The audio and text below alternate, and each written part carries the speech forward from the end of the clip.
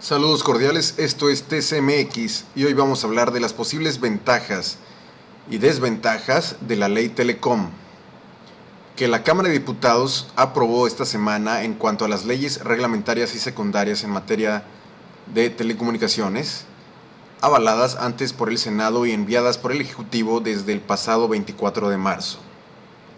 Iniciemos con las ventajas.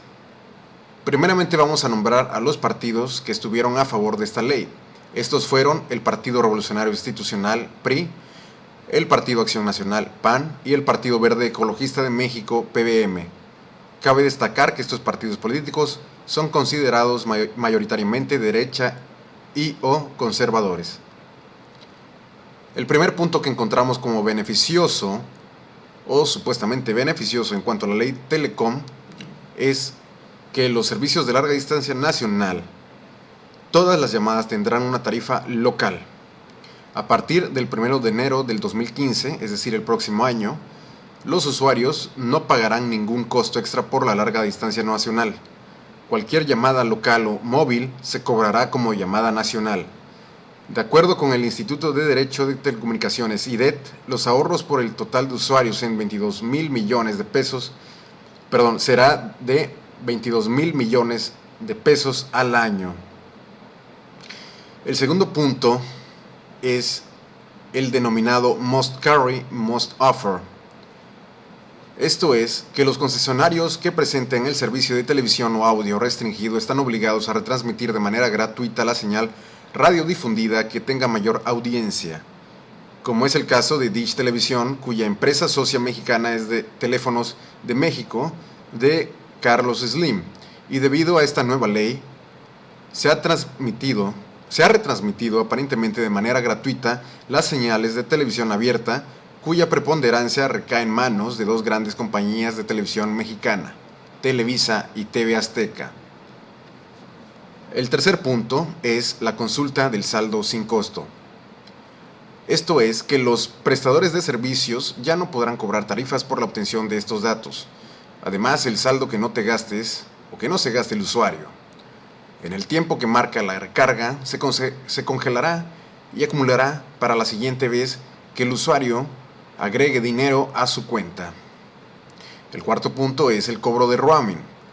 Debido a la configuración que tiene México, los usuarios cuentan con una cobertura en un área de servicio a la que pertenece su número telefónico, pero si sale de su área y no tiene cobertura, otro concesionario podrá prestarle el servicio con la condición de realizarse un cargo adicional por el uso de su red. A esto se conoce como roaming.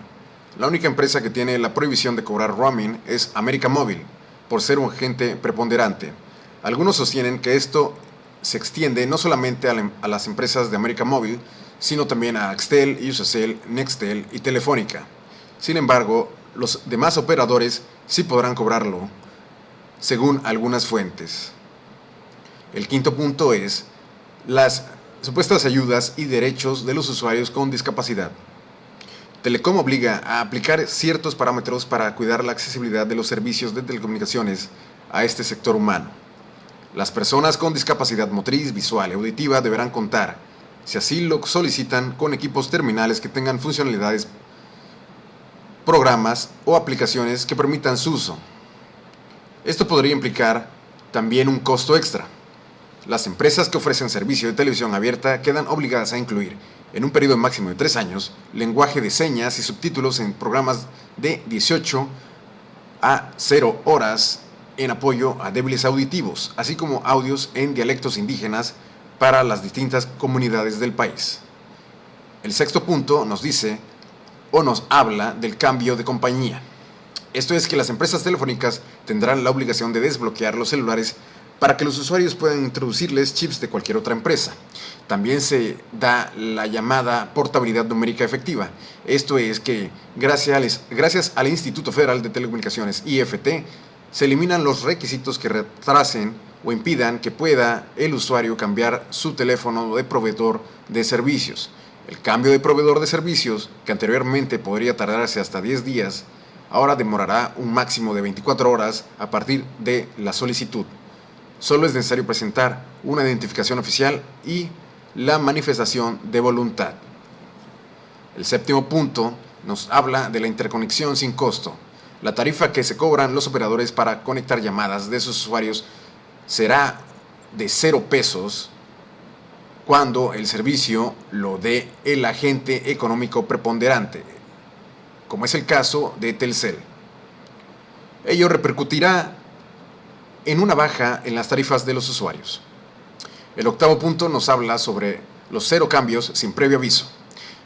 Es decir, en los contratos no podrá haber cláusulas que puedan cambiar las condiciones sin previo aviso al usuario. Y como último punto, además habrá una bonificación por fallas o cargos indebidos. Los usuarios recibirán la bonificación por cargos indebidos o fallas en servicio, o en su caso, las empresas de telefonía móvil les ofrecerán descuentos en el servicio. Ahora bien, ya hablamos de las ventajas que puede ofrecer la ley o que deberá ofrecer la ley de telecomunicaciones.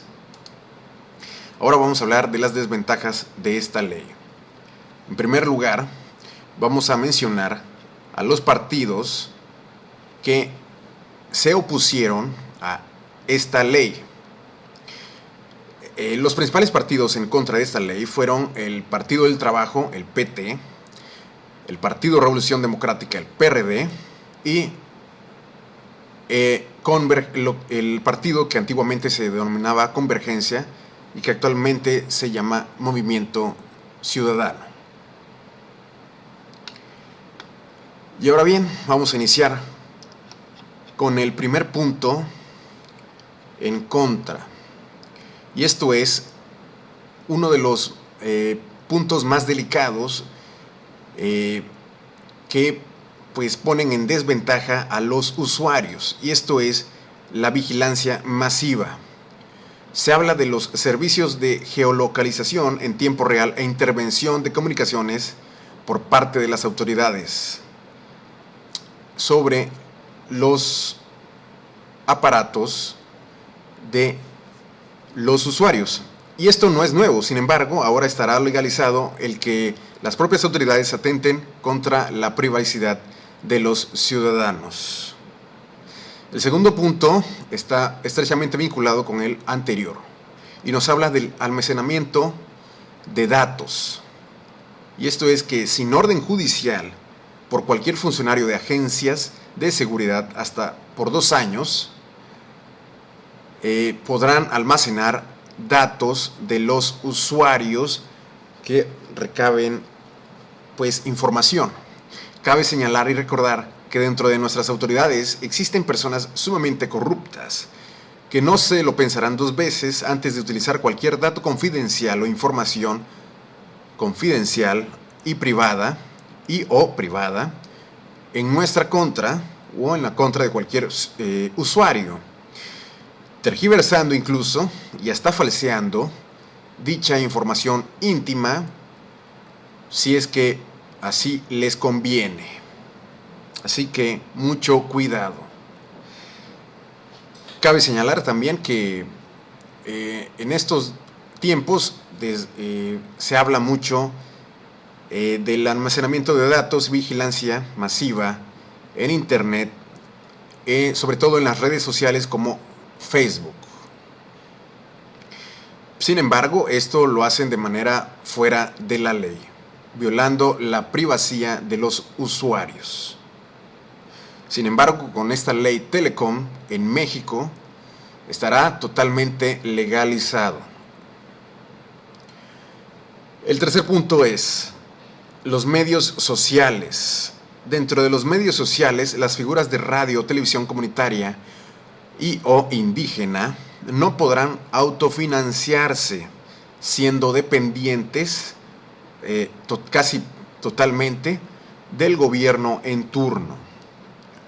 El cuarto punto nos habla del switch off y es el dichoso bloqueo de contenidos a los usuarios para preservar la seguridad nacional y la privacidad de la red. Esto es un acto directo contra el derecho de información. Así que, como muchos han dicho, si existe alguna violación a los derechos humanos, por ejemplo, en alguna manifestación o en algún acto público y los usuarios o los ciudadanos quieren grabarlo, por ejemplo con sus celulares, y subirlos a internet, podrían ser bloqueados sus celulares y o accesos a internet de manera legalizada por el gobierno. Imagínense eso. Que de hecho ya viene pasando desde hace tiempo, pero de manera ilegal. Por ejemplo, aquí mismo en YouTube han sido censurados, o al menos eran censurados en un pasado no muy lejano, muchos videos, e incluso hoy todavía se han censurado algunos videos, pues que no les conviene a las autoridades o al mismo gobierno en turno, aun cuando son pues grabaciones de sus propias corruptelas. El quinto punto nos habla de los monopolios. Nos dice que las figuras monopolistas no se prohíben, solo se intenta controlar. Las empresas tendrán la facultad de acudir al amparo directo en caso de sanciones. El sexto punto, pues, nos habla del favoritismo e hipocresía en cuanto a la preponderancia y está estrechamente ligado al quinto punto anterior. Si bien las compañías preponderantes más afectadas por esta ley son las del consorcio de Carlos Slim, específicamente Telcel y Telmex, que de una u otra forma esto es benéfico hasta cierto punto para la ciudadanía, como se explicó en los anteriores puntos de ventajas de esta ley Telecom. Se debe hacer hincapié en que existe un notorio beneficio gracias a esta ley a otras compañías que son de índole monopolista en México.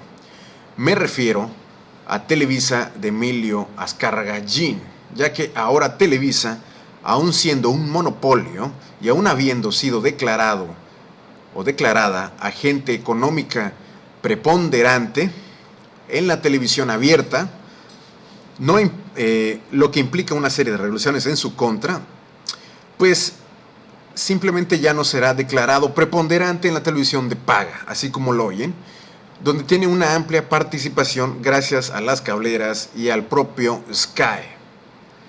Y por si esto fuera poco, si Televisa inicia a invertir y competir en el sector de telefonía y radiodifusión, se verá ampliamente beneficiada gracias a que es una de las empresas más grandes en México y no tendría competidor que le hiciera frente, al menos en cuanto a telefonía, ya que, como hemos dicho, América Móvil esta misma semana ha tenido que buscar la manera de achicarse y vender activos para ya no ser considerada un agente preponderante en el sector de telecomunicaciones, además de que renunció al 51% de la compra de Dish Televisión. Aquí repetimos, aquí el que sale ganando es pues Emilio Azcárraga. El séptimo punto nos habla de que no existe un beneficio real en tener canales de televisión abierta en sistemas de televisión privados. Esto debido a que, como explicamos en el punto anterior, Televisa y TV Azteca son el duopolio en cuanto a materia de televisión, y esto implica ver canales, pues, basura en televisión abierta, ya que la programación de estos dos monopolios es preponderantemente inútil. Fomentan la ignorancia y la estupidez, además de una gran gala de males éticos denominados antivalores, y por si esto fuera poco, hacen gala de la hipocresía y la dichosa doble moral. De acuerdo con la casa de bolsa del grupo financiero Banamex, la preponderancia por sector favorecería a Televisa, como hemos dicho anteriormente. Con este argumento, estima que las acciones de Televisa podrían dar un repunte. En el octavo punto tenemos que se pierden en cuanto a pluralidad en radio, televisión y contenidos audiovisuales. Mediante la aprobación por la Cámara de Diputados de las legislaciones secundarias en materia de telecomunicaciones y radiodifusión, abrirían paso a que Televisa compre empresas de televisión de paga que también ofrecen servicios de telefonía e internet. Imagínense a Televisa dando internet, increíble, un asco. Bueno, esto fue ya desde mi muy personal punto de vista. Continuando, nos dice que sin la necesidad de la aprobación regulatoria del Instituto Federal de Telecomunicaciones, IFT. El noveno punto y último nos habla de que todas estas y otras irregularidades se disparan a raíz de que existen claros nexos entre Televisa y el gobierno del PRI, específicamente el nexo Azcárraga-Peña Nieto, donde Televisa hizo claramente una propaganda masiva a favor de la campaña política de la imagen de Enrique Peña Nieto. Es más que obvio que el acuerdo era ganar-ganar entre Televisa y el PRI, aún en detrimento de la ciudadanía mexicana e incluso de la propia soberanía nacional. Este último punto lo ha señalado y recalcado el 2 veces ex candidato a la presidencia de México en el 2006 y en el 2012, el licenciado Andrés Manuel López Obrador.